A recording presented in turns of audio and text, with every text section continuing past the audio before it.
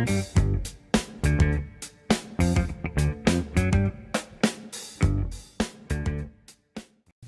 everybody, my name is That Thing in the Trash and welcome to how I decorated my school supplies since school's tomorrow for me. To start off, I have a bunch of folders and notebook and the side of binders that look like this. All you have to do is put a little bit of Elmer's glue, like in the shape of art, say for this, paint over it, and while the paint is still wet, you have to peel off the glue. If you wait for the paint to dry, it kind of pulls up the paint with it and it's not that fun. Then after you peel up the glue, I add in a little details with some like gold or silver paint around the edge to really accent it and bring it out. And then of course you do a layer of Mod Podge. Now you might have already saw from the beginning picture I made my own binder covers for this, and for the next while I'm going to show you guys the 3 binder covers I do. Now this one's for Spanish 2, and the basis for all these binder covers is I take a piece of sketch paper, and yes, I don't use paint paper, but because I don't have any paper, well I do have mixed media paper, but I'd rather not waste my mixed media paper on this, and sketch paper works fine with acrylic, I've learned, or at least this kind does. I don't know what kind it is. It just warps a teeny bit, and you really can't make it very wet. So the more liquidy paints, like I think those are Palmer paints I use on the side, Palmer brand, kind of warp it a little bit, and I certainly won't ever use like watercolor on it, but it works fine for paint since paint's much thicker and it stays on top of it. And yeah, now most of this video is going to be, well, I'd say about half this video is going to be voiceover, half of it's just going to be playing music in the background, because, well, I don't know exactly what I'm talking about for most of this time, and I have 3 binder cover speed paints. This one for my Spanish 2 class, the next one is going to be for my geometry class, and the last one's going to be for my English 1 class. Then I'll show you my agenda cover, since I repaint over that, and the little small sweet paint of the quote that goes in my full agenda. My agenda's tiny this week, but a little bit of talking before I go. I'm going to be a freshman, and yeah. Now, the reason why I decorate my supplies is, 1, I simply like to. I like decorating, and my kind of art is definitely more suited to be a decoration. I just love doing decorations. I love making it backgrounds with interests. And when it comes to specifically school supplies, I love kind of being a bit extra and just doing a lot more than I need to, because I want to prove a point that I'm an art kid, and I think being in graphics communication alone is going to prove that. But I want to show off, like, hey, I can do art. Notice me for my art, please. I want to be an artist, and that's not a very financially stable job. But I just like to. There's no much more reason than that. Plus, with eye-catching stuff, it helps me. It's easier to see which subject it is. Like last year, both my my language arts, I guess last year, my language arts and my Spanish folder was green. My language arts was a dark green, and my Spanish was a light green. But I needed more differentiation. I needed to differentiate. Differentiate. I need to speak English, but I need to make the 2 stand out a bit more. So I changed Spanish to be red, which ironically was my 6th grade math. By the way, this took 4 coats of paint before the white was kind of opaque, and even still, the pink is still noticeable on it. So I just kind of gave up. So yeah. But the reason why I color code each subject is so I can keep track of it easier. The only exception I don't color code is art. I do a rainbow for it, and if you saw my supplies from last year, it's purely because art, up there is a rainbow of things. Also, low-key, because I'm highly gay and I want people to catch that on. That's why I also did a pin. I painted over a pin so it said they, them pronouns. Yay. About this cover especially, I used white because I do have a red binder, so the white should stand out against the dark red better. And I'm painting the outside with, I believe, bronze and not gold. So it has that little shine to it, and I love using pens. Now we work onto my geometry geometry cover, and I'm using my old algebra papers on top of this. All I specifically picked out the ones that like said geometry on it, even though like algebra doesn't really deal with geometry. We did geometric equations, geometric patterns. So I'm like, and it's close enough. And I picked out any shapes I saw. So like you see in the corner, a top corner, there was a doodle of like a box because I think I had to find the volume of it or something. And you saw my doodles over it. I doodled in my algebra book a lot, and I have like a net below the doodled one in the top corner. So yeah, it's just to add a little bit of background interest. It wasn't meant to be overwhelming. My English one would be a very overwhelming book pages, text, and stuff. No, I used to have specific reasons why I had each subject a different color. Like I specifically had math read before because I didn't like math. But I switched over to blue because one, I didn't like red because it was red's a really in-your-face color, and I thought blue fit better for it because sometimes it's pretty chill and I like math, but then there's certain units of math and algebra that I absolutely don't like, so it kind of reminds me of the depression I seek in whenever I have to do like something really stupid for math, like solve a 3-step equation that really doesn't need to be there, but it's only there for the sake of real-life problems. Anywhoosies, yeah, that's kind of the breakdown of why I color code stuff. I do have LSN as purple because my social studies stuff was always purple, and since social studies is kind of like, it's not really like LSN, though we did learn the 3 branches of government and social studies, it's as close as it's gonna get to it, so yeah, that's that.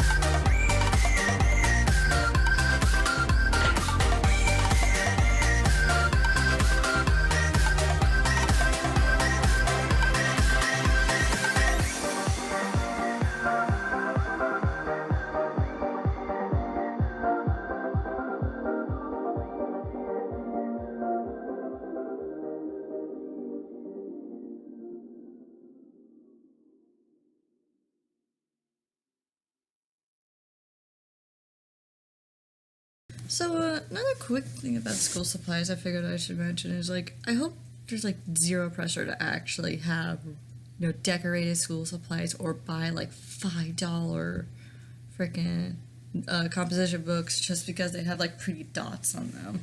Like, no shame if you want to spend the extra $3 and be have your overpriced composition books because you think it looks pretty. No shame on you. If you could do it and you like it, you do you, boo.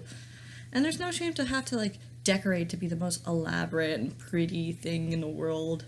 I know some videos when I go to watch back to school supplies decorations, there's some weird pressure to like, hey, you better have some cool supplies that aren't so like plain looking. Like, nah, plain's fine. Like, personally, I don't care if you have plain supplies. I know most people honestly don't. Honestly, like I said, the only reason why I decorate mine is because I like to decorate them. They stand out, plus they stand out so when I forget stuff in a class, my teachers instantly know. When I run on back to go, they'll be like, "Oh my god, my Algebra 1 teacher, I think I left my freaking art sketchbook here," and she's like, "Yeah, I figured this was yours," as she hands out my sketchbook. It just makes it easier to see and easier to spot, and if you want that kind of attention, go for it. And you certainly don't have to be very expensive with it. I'm sure you can just decorate it with duct tape. I know some people really love duct tape. A few years ago, that was a really big thing to like make wallets out of duct tape, even. So, excuse me, I burped again. Only when I'm recording, I will burp. But yeah, you can always use duct tape. Like I said, I use regular sketch paper and just glue it over my Nope, well, not glue it. I used to glue it over my agenda to use that, and that way I could just take it off and make another one if I wanted to. But you can just print out like a blank, like a decent, pretty pattern on just like printer paper and put that in the front of your binder if you want to do that, or glue it onto your composition book. However you want to decorate your supplies, that's you. That's on you. I don't care. The only thing I can truly like say you should do, and I'm gonna highly push people to do it, is to at least color code your classes, so that way you instantly know when just looking at it, okay, that's for math, or that's for English, that's for social studies, that's for gym. Because it honestly helps in a pinch to have that, and I recommend just put something on the side of your binders. I know it's like, I find it near impossible to really stick in any like paper and stuff, and it's a pain in the bum. That's why I painted the side of my binders, but just put like a dash of paint, or just like, I have an old label machine. You can use a label machine for all I care. Just make sure it's noticeable. And on the inside of all your stuff, I wrote in my name and what grade I was in, even though I probably shouldn't have written what grade I was in, because I'm gonna try and reuse these because I don't want to waste money anymore. But yeah, just as long as you can know which supplies are yours, have your name written on the inside, so in case you do lose it, or somebody takes it for some reason, or you give it to somebody and they forget about it, they know who it goes to and they can get it to you somehow.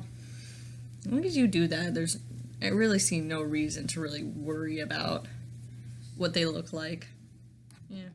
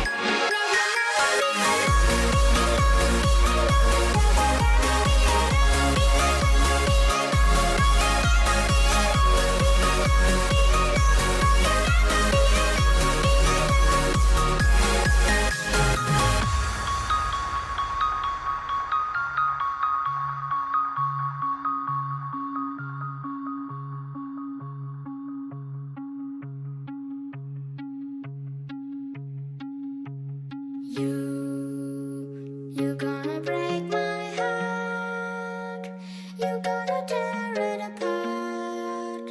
No matter what you do, I'll still be there for you.